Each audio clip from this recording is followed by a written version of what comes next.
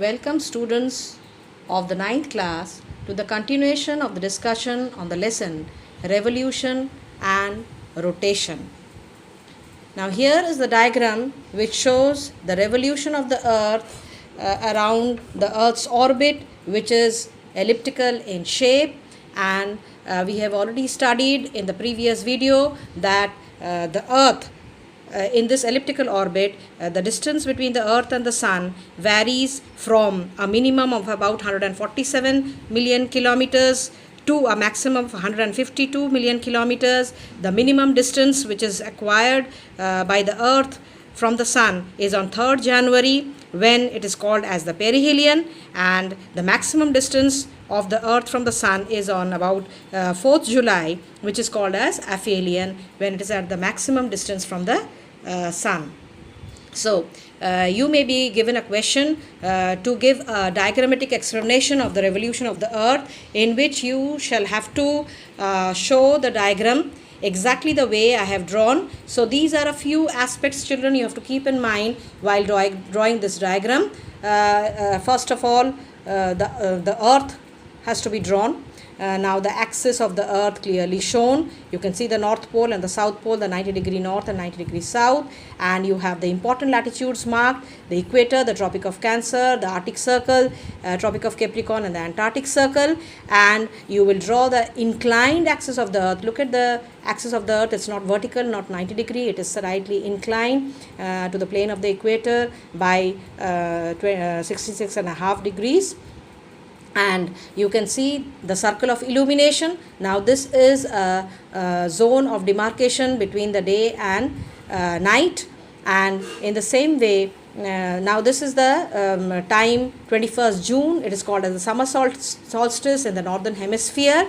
And then you have the equinoxes, during which the axis of the earth is supposed to be almost vertical, and therefore all latitudes have equal days and nights all over the world, throughout the world, on these two particular dates, that is 21st March and 23rd September. All latitudes experience 12 hours of day and 12 hours of night.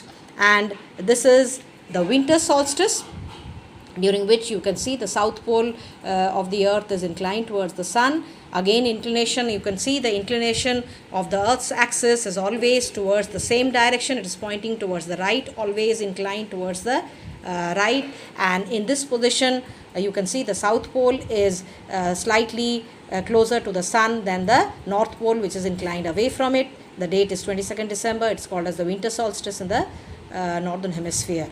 Okay, so let us first take up this particular position of the earth on the orbit of the orbit around the sun, that is 21st June, and it's the summer solstice. Now in this position particularly, you can see the north pole is inclined towards the sun and the south pole is away from it.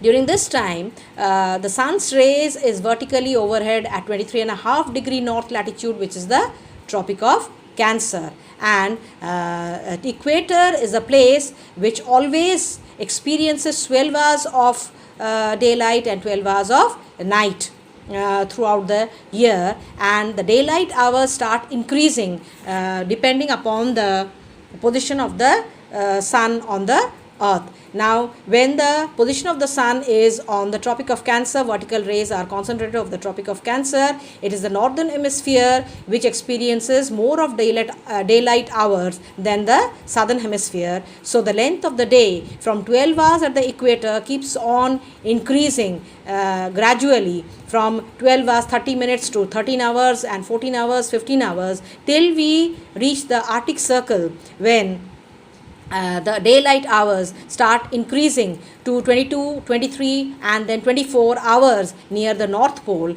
And it is said that during this particular time, that is 21st June, when it's the summer solstice, at that time the Arctic Circle, all the places around the Arctic Circle will experience almost 6 months of daylight without the sun setting. Okay, the sun at midnight remains slightly near the horizon, and therefore twilight is experienced at during the night time also, and therefore it is said that the Arctic Circle will experience 6 months of daylight, and the sun never sets for these 6 months around the North Pole during this particular time. Now, the reverse condition, however, is experienced in the southern hemisphere. As you can see, the duration of night, duration of darkness here at the equator, it is almost 12 hours, and the duration of darkness increases by 12 hours 30 minutes, then 13 hours, 14 hours, 15 hours. In this way, near the Arctic Circle, you can see the entire, sorry, it's the Antarctic Circle, children, I correct myself. The Antarctic Circle experiences almost 6 months of darkness at this particular time, and the North Pole, the sun never rises at the North Pole for 6 months. It is absolute darkness for 6 months together. Okay, now this is the reason why during this particular time, the phenomena that occurs over the Arctic Circle makes the Arctic Circle to be referred to as the land of the midnight sun, because at midnight also people experience the sunlight, which is twilight, of course, faint light of the sun. It's the dispersed, scattered light of the sun which is found in the sky, night sky. But still, since sunlight is able to be experienced over these particular areas, it is called as the land of the midnight sun. The reverse of this position, that is the summer solstice, when there is summer season occurring in the northern hemisphere and winter season occurring in the southern hemisphere, is this particular position of the earth around the sun, when we find that the south pole is inclined towards the sun and the north pole is away from it. At this particular time, that is 22nd December, which is supposed to be the winter solstice, the vertical rays of the sun is focused on the Tropic of Capricorn. Therefore, it is the southern hemisphere which experiences summer season now. That is, the length of the daylight hour is more in the southern hemisphere than in the northern hemisphere, whereas the northern hemisphere experiences winter season, where the length of darkness hour is more and the length of the daylight hour is less. Now, let us see that in this particular position, the north pole is away from the sun and the south pole is closer to the sun, and therefore more of vertical rays is concentrated over the southern hemisphere, because the vertical rays are focused on the Tropic of Capricorn, and therefore we find that the daylight hours near the equator is almost 12 hours daylight and 12 hours of darkness, which increases to more than 12 hours as we move away from the equator towards the Antarctic Circle and the South Pole.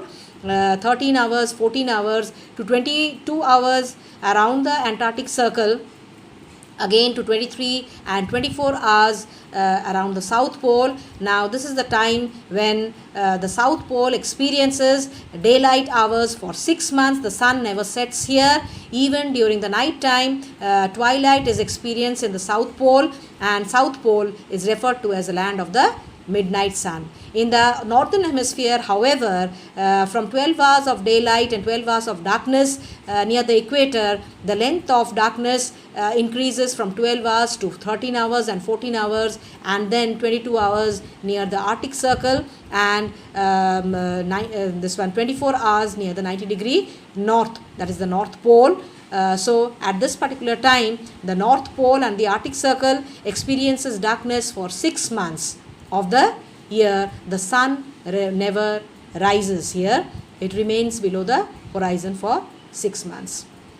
Now, immediately after this, we can take up the position of the sun at the equinoxes, that is on 21st March, which is called as the spring or the vernal equinox.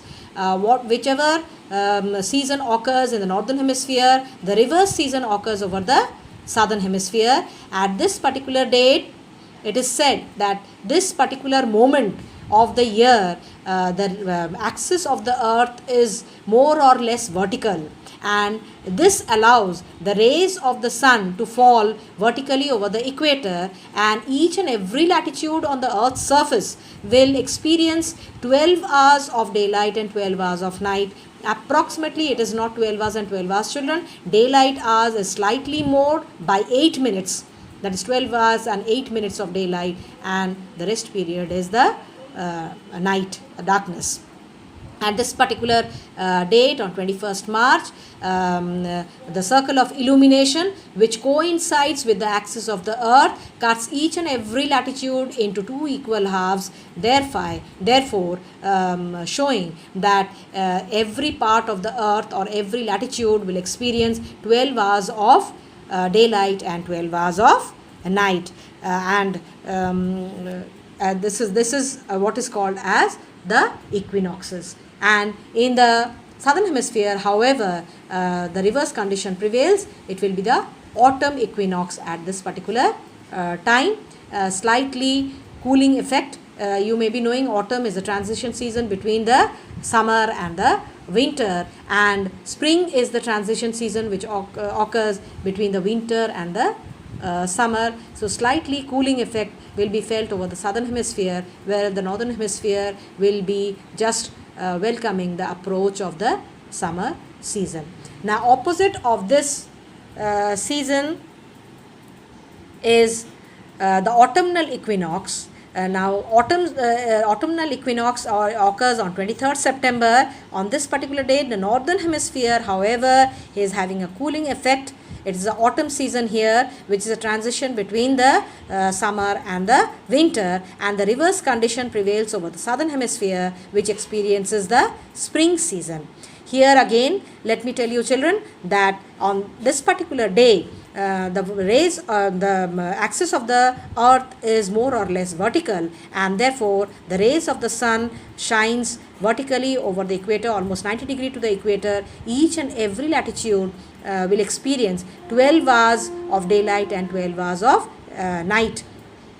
The circle of illumination coincides with the axis of the earth, thereby cutting each and every latitude into two equal halves, exhibiting that there is 12 hours, little more than 12 hours children, 12 hours 8 minutes of daylight, and the rest, that is 11 hours and 52 minutes of darkness all over the earth during this particular time, that is 23rd September. So when it is the autumn in the northern hemisphere, it will be the spring season in the southern hemisphere. The southern hemisphere will experience slightly warmer temperatures than the northern hemisphere. So I conclude today's video.